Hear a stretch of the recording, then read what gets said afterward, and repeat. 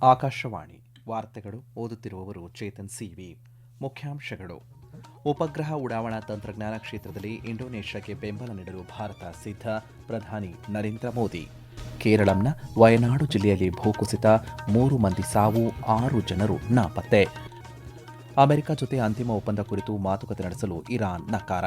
FIFA ವಿಶ್ವಕಪ್ football 16ರ ಸುತ್ತಿನ ಪಂದ್ಯದಲ್ಲಿಂದು Argentina Egypt ಮುಖಾಮುಖಿ. ವಾರ್ತೆಗಳ ವಿವರ. ಜಕಾರ್ತದಲ್ಲಿ ಇಂದು ಇಂಡೋನೇಷ್ಯಾ ಸಂಸತ್ತಿನ ಜಂಟಿ ಅಧಿವೇಶನ ಉದ್ದೇಶಿಸಿ ಪ್ರಧಾನಿ ನರೇಂದ್ರ ಮೋದಿ ಮಾತನಾಡಿದರು. ಭಾರತ ಮತ್ತು ಇಂಡೋನೇಷ್ಯಾ ವ್ಯಾಪಕ ಶ್ರೇಣಿಯ ಕ್ಷೇತ್ರಗಳಲ್ಲಿ ಸಹಕಾರ ಬಲಪಡಿಸಲು ಅಪಾರ ಅವಕಾಶಗಳನ್ನು ಹೊಂದಿದೆ. ಭಾರತದ 140 ಕೋಟಿ ಜನರು ಮತ್ತು ಇಂಡೋನೇಷ್ಯಾದ 29 ಕೋಟಿ ಜನರು ಸಹಯೋಗದಲ್ಲಿ ಪ್ರಗತಿಯತ್ತ ಒಟ್ಟಾಗಿ ಮುನ್ನಡೆದಾಗ ಇತಿಹಾಸ ನಿರ್ಮಾಣವಾಗುತ್ತದೆ ಎಂದು ಅವರು ಪ್ರತಿಪಾದಿಸಿದರು. ಜಂಟಿ ಕಾರ್ಯಪಡೆಯ ಕಾರ್ಯವಿಧಾನದ ಮೂಲಕ ಭಯೋತ್ಪಾದನೆಯನ್ನ ಎದುರಿಸಲು ಉಭಯ ದೇಶಗಳು ನಿಕಟವಾಗಿ ಕಾರ್ಯನಿರ್ವಹಿಸುತ್ತಿವೆ. ಮುಕ್ತ ಮತ್ತು ಎಲ್ಲರನ್ನೂ ಒಳಗೊಂಡ ಇಂಡೋ ಪೆಸಿಫಿಕ್ಗೆ ತನ್ನ ಬದ್ಧತೆಯನ್ನು ಭಾರತ ಪುನರುಚ್ಚರಿಸಿದೆ. ಈ ಪ್ರದೇಶದಲ್ಲಿ ಸಂಚಾರದ ಸ್ವಾತಂತ್ರ್ಯವನ್ನು ಖಾತರಿಪಡಿಸುವುದು ಅಗತ್ಯವಿದೆ ಎಂದು ಹೇಳಿದ್ದಾರೆ. ಉಪಗ್ರಹ ಉಡಾವಣಾ ತಂತ್ರಜ್ಞಾನ ಕ್ಷೇತ್ರದಲ್ಲಿ ಇಂಡೋನೇಷ್ಯಾಗೆ ಬೆಂಬಲ ನೀಡಲು ಭಾರತ ಸಿದ್ಧವಿದೆ ಎಂದು ಪ್ರಧಾನಿ ನರೇಂದ್ರ ಮೋದಿ ತಿಳಿಸಿದ್ದಾರೆ. ಇಂಡೋನೇಷ್ಯಾದಲ್ಲಿ ವಿದೇಶಿ ಕ್ಯಾಂಪಸ್ ಸ್ಥಾಪಿಸಲು ಬೆಂಗಳೂರಿನ ಇಂಡಿಯನ್ ಇನ್ಸ್ಟಿಟ್ಯೂಟ್ ಆಫ್ ಮ್ಯಾನೇಜ್ಮೆಂಟ್ ಐಐಎಂಗೆ ಅನುಮೋದನೆ ನೀಡುವುದರ ಜೊತೆಗೆ ಭಾರತದ ಶಿಕ್ಷಣ ಕ್ಷೇತ್ರದಲ್ಲಿ ನೂತನ ಅಧ್ಯಾಯ ಸೇರ್ಪಡೆಯಾಗಿದೆ ಎಂದು ಕೇಂದ್ರ ಶಿಕ್ಷಣ ಸಚಿವ ಧರ್ಮೇಂದ್ರ ಪ್ರಧಾನ್ ತಿಳಿಸಿದ್ದಾರೆ. ಇಂಡೋನೇಷ್ಯಾ ಭೇಟಿಯ ಸಂದರ್ಭದಲ್ಲಿ ಪ್ರಧಾನಿ ನರೇಂದ್ರ ಮೋದಿಯವರು ಈ ಪ್ರಸ್ತಾವನೆಯನ್ನು ಅನುಮೋದಿಸಿದ್ದಾರೆ. ಇಂತಹ ಪ್ರತಿಷ್ಠಿತ ಸಂಸ್ಥೆಯ ವಿದೇಶಿ ಕ್ಯಾಂಪಸ್ ಸ್ಥಾಪನೆಯು ಭಾರತದ ಜ್ಞಾನ ಪರಂಪರೆ ಮತ್ತು ಶಿಕ್ಷಣ ವ್ಯವಸ್ಥೆಯನ್ನು ಜಾಗತೀಕರಣಗೊಳಿಸುವ ನಿಟ್ಟಿನಲ್ಲಿ ಮಹತ್ವದ ಹೆಜ್ಜೆಯಾಗಿದೆ ಎಂದು ಅವರು ಹೇಳಿದ್ದಾರೆ. ನವದೆಹಲಿಯಲ್ಲಿ ಇಂದು 20,000ಕ್ಕೂ ಹೆಚ್ಚು ಕೃಷಿ ಉದ್ಯಮಿಗಳು ಮತ್ತು 20 ಲಕ್ಷ ರೈತರನ್ನು ಸಬಲೀಕರಣಗೊಳಿಸುವ ಗುರಿ ಹೊಂದಿರುವ ಪ್ರಗತಿ ಯೋಜನೆಯನ್ನು ಕೇಂದ್ರ ಕೃಷಿ ಸಚಿವ ಶಿವರಾಜ್ ಸಿಂಗ್ ಚೌಹಾಣ್ ಉದ್ಘಾಟಿಸಿದರು. ಈ ಕುರಿತು ಮಾಧ್ಯಮಗಳಿಗೆ ಮಾಹಿತಿ ನೀಡಿದ ಸಚಿವರು, ವಿಕಸಿತ ಭಾರತ ದೃಷ್ಟಿಕೋನ ಸಾಧಿಸಲು ಕೃಷಿ, ಸಮೃದ್ಧ ಗ್ರಾಮಗಳು ಮತ್ತು ಸಮೃದ್ಧ ರೈತರನ್ನು ಅಭಿವೃದ್ಧಿಪಡಿಸುವ ಅಗತ್ಯವಿದೆ. ಈ ದೃಷ್ಟಿಕೋನವನ್ನು ಸಾಧಿಸಲು ಸರ್ಕಾರ ಎಲ್ಲ ಪ್ರಯತ್ನಗಳನ್ನು ಮಾಡುತ್ತಿದೆ. ಈ ಪ್ರಯತ್ನಗಳಿಗೆ ಇತರ ಸಂಸ್ಥೆಗಳು ಕೈ ಜೋಡಿಸಿದಾಗ ಕೆಲಸ ವೇಗ ಪಡೆಯುತ್ತದೆ ಎಂದು ಹೇಳಿದ್ದಾರೆ. ಪ್ರಗತಿ ಯೋಜನೆಯಡಿ 26,000 ಸಣ್ಣ ಉದ್ಯಮಿಗಳಿಗೆ ತರಬೇತಿ ನೀಡಲು ಸರ್ಕಾರ ನಿರ್ಧರಿಸಿದೆ. ಈ ಉದ್ಯಮಿಗಳು ಒಂದು ಹಳ್ಳಿಯೊಳಗೆ ಕೆಲಸ ಮಾಡುತ್ತಾರೆ ಮತ್ತು ಗ್ರಾಮದ ಕೃಷಿಯನ್ನು ಪರಿವರ್ತಿಸಲು 100ರಿಂದ 200 ರೈತರೊಂದಿಗೆ ಸಹಕರಿಸುತ್ತಾರೆ ಎಂದು ಸಚಿವ ಶಿವರಾಜ್ ಸಿಂಗ್ ಚೌಹಾಣ್ ತಿಳಿಸಿದ್ದಾರೆ. ಭಾರತದ ವಿದೇಶಾಂಗ ವ್ಯವಹಾರಗಳ ಸಚಿವ ಡಾ ಎಸ್ ಜೈಶಂಕರ್ ಅವರು ಬಹ್ರೇನ್ ಉಪ ಪ್ರಧಾನಿ Khalid bin Abdullah Al Khalifa ಅವರನ್ನ ಭೇಟಿಯಾಗಿ ಮಹತ್ವದ ಚರ್ಚೆ ನಡೆಸಿದ್ದಾರೆ.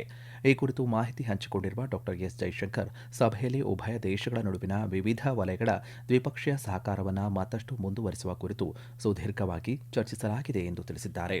ಇದರೊಂದಿಗೆ ಪ್ರಚಲಿತ ಪ್ರಾದೇಶಿಕ ವಿದ್ಯಮಾನಗಳು ಮತ್ತು ಪರಿಸ್ಥಿತಿಯ ಕುರಿತಾಗಿಯೂ ಉಭಯ ನಾಯಕರು ತಮ್ಮ ಅನಿಸಿಕೆ ಮತ್ತು ಅಭಿಪ್ರಾಯಗಳನ್ನು ವಿನಿಮಯ ಮಾಡಿಕೊಂಡರು.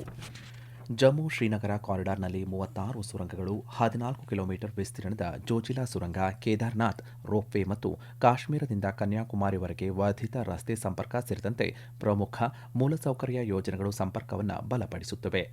ಅಲ್ಲದೆ ದೇಶದ ಅಭಿವೃದ್ಧಿಯನ್ನು ವೇಗಗೊಳಿಸುತ್ತಿದೆ ಎಂದು ಕೇಂದ್ರ ರಸ್ತೆ ಸಾರಿಗೆ ಮತ್ತು ಹೆದ್ದಾರಿ ಸಚಿವ ನಿತಿನ್ ಗಡ್ಕರಿ ಹೇಳಿದ್ದಾರೆ. ನವದೆಹಲಿಯಲ್ಲಿ ಇಂದು ನಡೆದ ವಿಕಸಿತ ಭಾರತ ಸಮಾವೇಶ ಉದ್ದೇಶಿಸಿ ಮಾತನಾಡಿದ ಅವರು, ಮೂಲಸೌಕರ್ಯ ನೇತೃತ್ವದ ಬೆಳವಣಿಗೆಯ ಮೇಲೆ ಸರ್ಕಾರ ಗಮನ ಹರಿಸುತ್ತಿದೆ. ರಾಜಕೀಯವು ಸಾಮಾಜಿಕ ಆರ್ಥಿಕ ಪರಿವರ್ತನೆಯ ಸಾಧನವಾಗಿ ಕಾರ್ಯನಿರ್ವಹಿಸಬೇಕು ಎಂದು ಅಭಿಪ್ರಾಯಪಟ್ಟಿದ್ದಾರೆ. ಉಕ್ಕಿನ ಉದ್ಯಮದ ಸ್ಪರ್ಧಾತ್ಮಕತೆಯನ್ನು ಹೆಚ್ಚಿಸಲು ಮತ್ತು ವಲಯದಲ್ಲಿ ಬೆಳವಣಿಗೆಯನ್ನು ಹೆಚ್ಚಿಸಲು ಕೇಂದ್ರ ಸರ್ಕಾರ ಉಕ್ಕು ಉದ್ಯಮದೊಂದಿಗೆ ನಿಕಟವಾಗಿ ಕೆಲಸ ಮಾಡಲು ಬದ್ಧವಾಗಿದೆ ಎಂದು ಕೇಂದ್ರ ವಾಣಿಜ್ಯ ಮತ್ತು ಕೈಗಾರಿಕಾ ಸಚಿವ ಪಿಯೂಷ್ ಗೋಯಲ್ ಹೇಳಿದ್ದಾರೆ.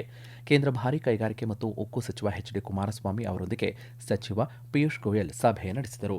ಸಭೆಯಲ್ಲಿ ಉಕ್ಕು, ಸ್ಟೇನ್ಲೆಸ್ ಸ್ಟೀಲ್ ಮತ್ತು ಮೆಟ್ ಕೋಕ್ ಕೈಗಾರಿಕೆಗಳ ಪ್ರಮುಖ ನಾಯಕರೊಂದಿಗೆ ವಲಯದ ಸ್ಪರ್ಧಾತ್ಮಕತೆಯನ್ನು ಬಲಪಡಿಸಲು ಮತ್ತು ಹೊಸ ಬೆಳವಣಿಗೆಯ ಅವಕಾಶಗಳನ್ನು ತೆರೆಯುವ ಕುರಿತು ರಚನಾತ್ಮಕ ಚರ್ಚೆಗಳು ನಡೆದಿವೆ. ಬಲವಾದ ಮತ್ತು ಹೆಚ್ಚು ಸ್ವಾವಲಂಬಿ ಭಾರತವನ್ನು ನಿರ್ಮಿಸಲು ಸರ್ಕಾರ ಉದ್ಯಮದೊಂದಿಗೆ ನಿಕಟ ಸಹಯೋಗ ಬೆಳೆಸಲು, ಅದರ ಆಕಾಂಕ್ಷೆಗಳನ್ನು ಬೆಂಬಲಿಸಲು ಮತ್ತು ಈ ವಲಯಗಳಲ್ಲಿ ಬಲವಾದ ಬೆಳವಣಿಗೆಯನ್ನು ಹೆಚ್ಚಿಸಲು ಸಂಪೂರ್ಣವಾಗಿ ಬದ್ಧವಾಗಿದೆ ಎಂದು ಸಚಿವ ಪಿಯೂಷ್ ಗೋಯಲ್ ಪುನರುಚ್ಚರಿಸಿದ್ದಾರೆ. ಕೇರಳಂನ ವಯನಾಡು ಜಿಲ್ಲೆಯ ಮೆಪ್ಪಾಡಿ ಬಳಿಯ ಕಲ್ಲಾಡಿಯಲ್ಲಿ ವಯನಾಡು ಸುರಂಗ ರಸ್ತೆ ಯೋಜನೆಯ ನಿರ್ಮಾಣ ಸ್ಥಳದಲ್ಲಿ ಇಂದು ಸಂಭವಿಸಿದ ಭೀಕರ ಮಣ್ಣು ಕುಸಿತದಲ್ಲಿ 3 ಮೃತಪಟ್ಟಿದ್ದು 6 ಮಂದಿ ಕಾಣೆಯಾಗಿದ್ದಾರೆ. ಅವಶೇಷಗಳ ಅಡಿ ಸಿಲುಕಿದ 7 ಮಂದಿ ಕಾರ್ಮಿಕರನ್ನು ರಕ್ಷಿಸಲಾಗಿದ್ದು ಸ್ಥಳೀಯ ಆಸ್ಪತ್ರೆಗೆ ದಾಖಲಿಸಲಾಗಿದೆ. ನಿರಂತರ ಮತ್ತು ಧಾರಾಕಾರ ಮಳೆಯಿಂದಾಗಿ ನಿರ್ಮಾಣ ಸ್ಥಳದಲ್ಲಿ ಭೂಕುಸಿತ ಸಂಭವಿಸಿದೆ ಎಂದು ಕೇರಳ ರಾಜ್ಯ ವಿಪತ್ತು ನಿರ್ವಹಣಾ ಪ್ರಾಧಿಕಾರ ತಿಳಿಸಿದೆ. ಸುದ್ದಿಗಾರರೊಂದಿಗೆ ಮಾತನಾಡಿದ ಕೇರಳ ಮುಖ್ಯಮಂತ್ರಿ ವಿ.ಡಿ. ಸತೀಸನ್, ವಯನಾಡು ಸುರಂಗ ನಿರ್ಮಾಣ ಸ್ಥಳದಲ್ಲಿ ಉಂಟಾದ ಮಣ್ಣು ಕುಸಿತ ದುರದೃಷ್ಟಕರ ಘಟನೆಯಾಗಿದೆ. ಜಿಲ್ಲಾ ವಿಪತ್ತು ನಿರ್ವಹಣಾ ಪ್ರಾಧಿಕಾರಗಳ ಎಚ್ಚರಿಕೆಗಳ ನಂತರವೂ ಅಗೆದ ಮಣ್ಣನ್ನು ತೆಗೆದುಹಾಕುವಂತೆ ಅಧಿಕಾರಿಗಳ ನಿರ್ದೇಶನವನ್ನು ಪಾಲಿಸಲು ಗುತ್ತಿಗೆದಾರರು ವಿಫಲರಾಗಿದ್ದಾರೆ ಎಂದು ಆರೋಪಿಸಿದ್ದಾರೆ. ರಕ್ಷಣಾ ಕಾರ್ಯಾಚರಣೆಗಾಗಿ ರಾಷ್ಟ್ರೀಯ ವಿಪತ್ತು ನಿರ್ವಹಣಾ ಪಡೆ, ರಾಜ್ಯ ಪೊಲೀಸ್ ಮತ್ತು ಅಗ್ನಿಶಾಮಕ ಹಾಗೂ ರಕ್ಷಣಾ ಸೇವೆಗಳ ತಂಡಗಳನ್ನು ನಿಯೋಜನೆ ಮಾಡಲಾಗಿದೆ. ನಿರಂತರ ಮಳೆ ಮತ್ತು ಮಣ್ಣಿನ ಸ್ವರೂಪವು ರಕ್ಷಣಾ ಕಾರ್ಯಾಚರಣೆಗೆ ಅಡ್ಡಿಯಾಗುತ್ತಿದೆ ಎಂದು ತಿಳಿಸಿದ್ದಾರೆ. ಈ ನಡುವೆ ಭಾರತೀಯ ಹವಾಮಾನ ಇಲಾಖೆಯು ವಯನಾಡು ಮತ್ತು ಕಲ್ಲಿಕೋಟೆ ಪ್ರದೇಶಗಳಲ್ಲಿ ರೆಡ್ ಅಲರ್ಟ್ ಘೋಷಣೆ ಮಾಡಿದ್ದು ಈ ಭಾಗದಲ್ಲಿ ಅತಿ ಹೆಚ್ಚು ಮಳೆಯಾಗುವ ಮುನ್ಸೂಚನೆ ನೀಡಿದೆ. ಈ ವಾರ್ತೆಯನ್ನು ಆಕಾಶವಾಣಿಯಿಂದ ಕೇಳುತ್ತಿದ್ದೀರಿ. ನಮ್ಮ ಎಲ್ಲಾ ರಾಷ್ಟ್ರೀಯ ವಾರ್ತೆಗಳು ಹಾಗೂ ಪ್ರದೇಶ ಸಮಾಚಾರ ಈಗ ಆಕಾಶವಾಣಿ ನ್ಯೂಸ್ ಕನ್ನಡ ಯೂಟ್ಯೂಬ್ ಚಾನೆಲ್ನಲ್ಲಿ ಲಭ್ಯ. ನಮ್ಮ ಎಕ್ಸ್ ಖಾತೆ ಮತ್ತು ಇನ್ಸ್ಟಾಗ್ರಾಂ ಖಾತೆ ಆಕಾಶವಾಣಿ ನ್ಯೂಸ್ ಕನ್ನಡ. ಹೆಚ್ಚಿನ ಮಾಹಿತಿಗಾಗಿ ನಮ್ಮ ಫೇಸ್ಬುಕ್ ಖಾತೆ AIR ಕನ್ನಡ ನ್ಯೂಸ್ ಅನುಸರಿಸಿ. ಮಾಹಿತಿಯ ಹೂರಣ ವಾರದ ಕಾರ್ಯಕ್ರಮ ಪ್ರಚಲಿತ ವಿದ್ಯಮಾನ ಪ್ರತಿ ಬುಧವಾರ 9:15ಕ್ಕೆ. ಅಮೆರಿಕ ಅಧ್ಯಕ್ಷ ಡೊನಾಲ್ಡ್ ಟ್ರಂಪ್ ಅವರ ಹೇಳಿಕೆಗಳ ನಂತರ ಇರಾನ್ ವಿದೇಶಾಂಗ ಸಚಿವ ಸೈಯದ್ ಅಬ್ಬಾಸ್ ಅರಾಕ್ಚಿ ಅವರು ಅಮೆರಿಕ ಜೊತೆ ಅಂತಿಮ ಒಪ್ಪಂದ ಕುರಿತು ಮಾತುಕತೆ ನಡೆಸಲು ದೃಢವಾಗಿ ನಿರಾಕರಿಸಿದ್ದಾರೆ. ಇರಾನ್ ಮತ್ತು ಅಮೆರಿಕ ನಡುವಿನ ಒಪ್ಪಂದ ಉಲ್ಲೇಖಿಸಿ ಸಾಮಾಜಿಕ ಜಾಲತಾಣದಲ್ಲಿ ಅವರು ಅಮೆರಿಕ ತನ್ನ ಬದ್ಧತೆಗಳನ್ನು ಪೂರೈಸುವವರೆಗೆ ಇರಾನ್ ಮಾತುಕತೆಗಳನ್ನು ಪ್ರಾರಂಭಿಸುವುದಿಲ್ಲ ಎಂದು ತಿಳಿಸಿದ್ದಾರೆ. ಇದಕ್ಕೂ ಮುನ್ನ ಅಮೆರಿಕ ಅಧ್ಯಕ್ಷ ಡೊನಾಲ್ಡ್ ಟ್ರಂಪ್ ಮಾತನಾಡಿ, ಇರಾನ್ ಜೊತೆ ಅಮೆರಿಕ ಒಪ್ಪಂದ ಮಾಡಿಕೊಳ್ಳುತ್ತದೆ, ಅಗತ್ಯವಿದ್ದರೆ ಇರಾನ್ನ ನಿರ್ಣಾಯಕ ಮೂಲಸೌಕರ್ಯಗಳ ಮೇಲೆ ಅಮೆರಿಕ ದಾಳಿ ನಡೆಸುತ್ತದೆ ಎಂದು ಹೇಳಿದ್ದಾರೆ. ಈ ಹೇಳಿಕೆಯನ್ನು ಇರಾನ್ ಬಲವಾಗಿ ಖಂಡಿಸಿತು. ಕೇಂದ್ರ ಆರೋಗ್ಯ ಸಚಿವ ಜೆಪಿ ನಡ್ಡಾ ಅವರು ನವದೆಹಲಿಯಲ್ಲಿ ಕೇಂದ್ರ ಕಾರ್ಮಿಕ ಮತ್ತು ಉದ್ಯೋಗ ಸಚಿವ ಮನ್ಸುಖ್ ಮಾಂಡವೀಯ ಮತ್ತು ರಕ್ಷಣಾ ಖಾತೆ ರಾಜ್ಯ ಸಚಿವ ಸಂಜಯ್ ಸೇಠ್ ಅವರೊಂದಿಗೆ ಉನ್ನತ ಮಟ್ಟದ ಸಭೆಯ ಅಧ್ಯಕ್ಷತೆಯನ್ನು ವಹಿಸಿದ್ದರು. ಈ ವೇಳೆ ಮಾತನಾಡಿದ ಸಚಿವ ಜೆಪಿ ನಡ್ಡಾ, ಕ್ಷಯರೋಗ ನಿರ್ಮೂಲನೆ ಮಾಡಲು ಕೇಂದ್ರ ಸರ್ಕಾರ ಕಟಿಬದ್ಧವಾಗಿದೆ. ಈ ನಿಟ್ಟಿನಲ್ಲಿ ಎಲ್ಲಾ ಸಚಿವಾಲಯಗಳು ತಮ್ಮ ಪ್ರಯತ್ನಗಳನ್ನು ತೀವ್ರಗೊಳಿಸುವಂತೆ ಒತ್ತಾಯಿಸಿದ್ದಾರೆ. ಕ್ಷಯರೋಗ ಮುಕ್ತ ಭಾರತ ಈ ಗುರಿಯನ್ನು ಸಾಧಿಸುವಲ್ಲಿ ಯುವಕರ ಪಾತ್ರ ಮಹತ್ವದ್ದಾಗಿದ್ದು, ರಾಷ್ಟ್ರವ್ಯಾಪಿ ಅಭಿಯಾನ ವೇಗಗೊಳಿಸಲು ಮೈ ಭಾರತ್, ರಾಷ್ಟ್ರೀಯ ಸೇವಾ ಯೋಜನೆ NSS ಮತ್ತು ರಾಷ್ಟ್ರೀಯ ಕೆಡೆಟ್ ಕಾರ್ಪ್ಸ್ NCCಯ ಸ್ವಯಂ ಸೇವಕರನ್ನು ಸಕ್ರಿಯವಾಗಿ ಸಜ್ಜುಗೊಳಿಸುವಂತೆ ಅವರು ಸಲಹೆ ನೀಡಿದ್ದಾರೆ. ಏಕ್ ಪೇಡ್ ಮಾ ಕೆ ನಾಮ್ ಅಭಿಯಾನದಡಿ ದೆಹಲಿಯಲ್ಲಿ 70 ಲಕ್ಷ ಸಸಿಗಳನ್ನು ನೆಡುವ ಅಭಿಯಾನಕ್ಕೆ ಕೇಂದ್ರ ಗೃಹ ಸಚಿವ ಅಮಿತ್ ಶಾ ಇಂದು ಚಾಲನೆ ನೀಡಿದರು. ಈ ಸಂದರ್ಭದಲ್ಲಿ ಮಾತನಾಡಿದ ಅವರು, ದೆಹಲಿಯ ಪರಿಸರವನ್ನು ಪರಿವರ್ತಿಸುವ ಗುರಿಯನ್ನು ಹೊಂದಿರುವ ಈ ಅಭಿಯಾನವು ಮಹತ್ವದ ಉಪಕ್ರಮವಾಗಿದೆ. ದೆಹಲಿ ಸರ್ಕಾರ ಈ ದಿಕ್ಕಿನಲ್ಲಿ ಸಕಾರಾತ್ಮಕ ಹೆಜ್ಜೆ ಇಟ್ಟಿದೆ ಮತ್ತು ಈ ಪ್ರದೇಶದ 5,000 ಹೆಕ್ಟೇರ್ ಅನ್ನು ಅರಣ್ಯ ಭೂಮಿಯಾಗಿ ಘೋಷಿಸಿದೆ ಎಂದು ಹೇಳಿದ್ದಾರೆ. ಮುಂದಿನ 4 ವರ್ಷಗಳಲ್ಲಿ 6,300 ಹೆಕ್ಟೇರ್ ಹಸಿರು ವಲಯವನ್ನು ಅರಣ್ಯ ಭೂಮಿಯಾಗಿ ಸಂಪೂರ್ಣವಾಗಿ ಅಭಿವೃದ್ಧಿಪಡಿಸಲು ಮತ್ತು ಅದರ ರಕ್ಷಣೆಯನ್ನು ಖಚಿತಪಡಿಸಿಕೊಳ್ಳಲು ಕೇಂದ್ರ ಸರ್ಕಾರ ಮತ್ತು ದೆಹಲಿ ಸರ್ಕಾರ ಸಂಕಲ್ಪಿಸಿದೆ ಎಂದು ಅವರು ತಿಳಿಸಿದ್ದಾರೆ.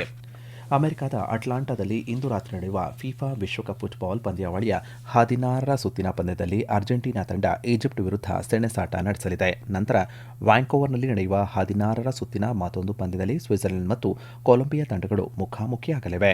ಇದಕ್ಕೂ ಮುನ್ನ ಸಿಯಾಟಲ್ನಲ್ಲಿ ಇಂದು ನಡೆದಂತಹ 16ರ ಸುತ್ತಿನ ಪಂದ್ಯದಲ್ಲಿ ಅಮೆರಿಕ ತಂಡವನ್ನು 4-1 ಗೋಲುಗಳಿಂದ ಮಣಿಸಿ ಬೆಲ್ಜಿಯಂ ತಂಡ ಕ್ವಾರ್ಟರ್ ಫೈನಲ್ಗೆ ಪ್ರವೇಶ ಪಡೆದಿದೆ. ಇದೇ ಶುಕ್ರವಾರ ಲಾಸ್ ಆಂಜಲೀಸ್ ಕ್ರೀಡಾಂಗಣದಲ್ಲಿ ನಡೆಯಲಿರುವ ಕ್ವಾರ್ಟರ್ ಫೈನಲ್ ಪಂದ್ಯದಲ್ಲಿ ಬೆಲ್ಜಿಯಂ ತಂಡ ಸ್ಪೇನ್ ತಂಡವನ್ನು ಎದುರಿಸಲಿದೆ. ಇಂಗ್ಲೆಂಡ್ನ ನಾಟಿಂಗ್ಹ್ಯಾಮ್ನ ಟ್ರೆಂಟ್ ಬ್ರಿಡ್ಜ್ನಲ್ಲಿ ಇಂದು ರಾತ್ರಿ ನಡೆಯಲಿರುವ 5 ಪಂದ್ಯಗಳ ಪುರುಷರ ಅಂತಾರಾಷ್ಟ್ರೀಯ T20 ಕ್ರಿಕೆಟ್ ಸರಣಿಯ 3ನೇ ಪಂದ್ಯದಲ್ಲಿ ಭಾರತ ತಂಡ ಆತಿಥೇಯ ಇಂಗ್ಲೆಂಡ್ ವಿರುದ್ಧ ಸೆಣಸಲಿದೆ. ಪಂದ್ಯ ಭಾರತೀಯ ಕಾಲಮಾನ ರಾತ್ರಿ 10 ಗಂಟೆಗೆ ಆರಂಭವಾಗಲಿದೆ. ಮುಂಬೈ ಷೇರು ಮಾರುಕಟ್ಟೆಯಲ್ಲಿಂದು ಷೇರು ಸಮಿತಿ ಸೂಚ್ಯಂಕ ಸೆನ್ಸೆಕ್ಸ್ 104 ಅಂಕಗಳಷ್ಟು ಇಳಿಕೆಯಾಗಿದ್ದು ದಿನದ ಅಂತ್ಯಕ್ಕೆ 78,181 ಅಂಕಗಳಷ್ಟು ದಾಖಲಾಗಿದೆ.